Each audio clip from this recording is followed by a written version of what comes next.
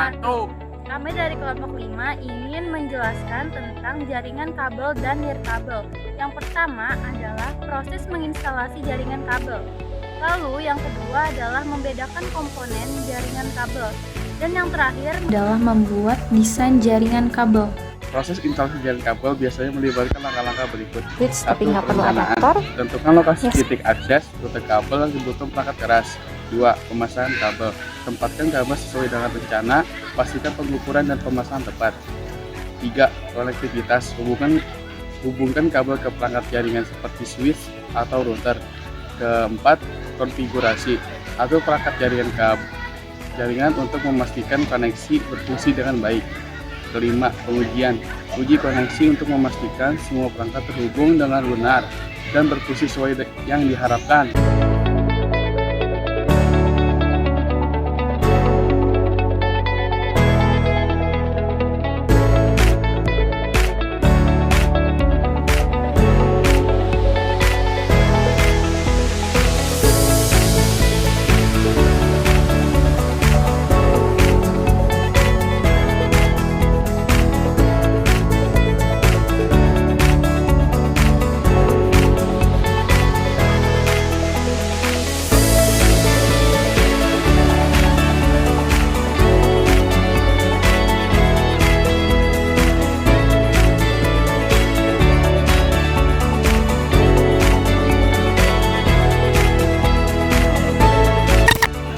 Perbedaan antara setiap jenis kabel umumnya terletak pada karakteristik fisik dan kemampuan transmisi sinyalnya.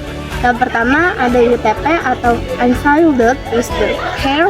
Kabel ini menggunakan pasangan kawat tembaga yang tidak dilindungi dengan lapisan eksternal tambahan. Cocok untuk jarak pendek hingga menengah dalam lingkungan yang tidak terlalu bising elektromagnetik. Yang kedua, fiber optik. Fiber optik menggunakan kabel serat kaca atau plastik untuk mentransmisi datanya dalam bentuk sinyal cahaya. Keunggulan utamanya adalah kapasitas transmisi yang tinggi dan ketahanan terhadap gangguan elektromagnetik. Cocok untuk jarak jauh dan aplikasi yang membutuhkan bandwidth besar. Yang ketiga, kabel koaksial.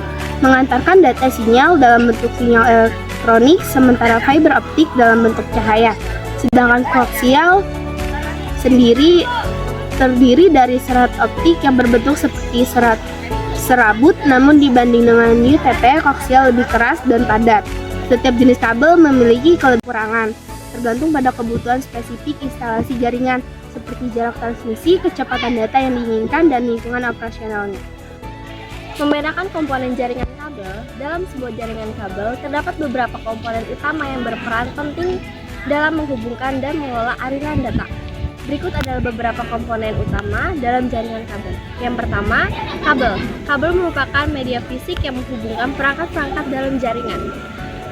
Ada berbagai jenis kabel seperti two-third pair atau UTP atau STP, koaksial, dan fiber optik yang masing-masing memiliki kegunaan dan kecepatan yang berbeda. Yang kedua, hub atau switch berfungsi sebagai penghubung untuk mengatur lalu lintas data di dalam jaringan. Hub bekerja di lapisan fisik layer ke-1 dan membagi data. Yang keempat adalah modem. Modem merupakan perangkat yang mengubah sinyal digital dari jaringan komputer menjadi sinyal analog yang sesuai dengan jalur transmisi yang digunakan, seperti kabel tembaga atau serat optik. Yang kelima yaitu NIC, Network Interface Card. Kartu ini memungkinkan komputer atau perangkat lain untuk terhubung ke jaringan kabel. NIC berada di dalam komputer dan biasanya terpasang pada motherboard. Yang keenam adalah patch panel, digunakan untuk mengelola kabel yang masuk dan keluar dari jaringan. Patch panel biasanya terpasang di dalam rak atau kabinet server dan memungkinkan admin jaringan untuk mengatur koneksi secara terstruktur. Yang ketujuh adalah wall jack, port fisik di dinding atau lantai di mana kabel jaringan dapat disambungkan dari perangkat ke jaringan lokal. Yang kedelapan adalah LAN cable tester, alat untuk memeriksa kabel jaringan yang terpasang dan mengidentifikasi masalah potensial seperti kabel putus atau saling terhubung. Yang terakhir ada PC.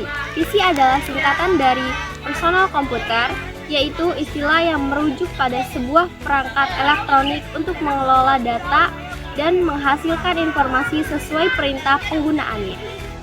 Sementara software sistem dirancang untuk menjalankan perangkat keras komputer dan menyediakan platform untuk menjalankan aplikasi di atasnya. Berbeda dengan software aplikasi, pengguna tidak dapat berinteraksi langsung dengan software sistem. Hardware dapat dikategorikan menjadi komponen internal dan eksternal. Kedua perangkat tersebut, yakni software dan hardware, saling melengkapi dalam setiap perangkat teknologi.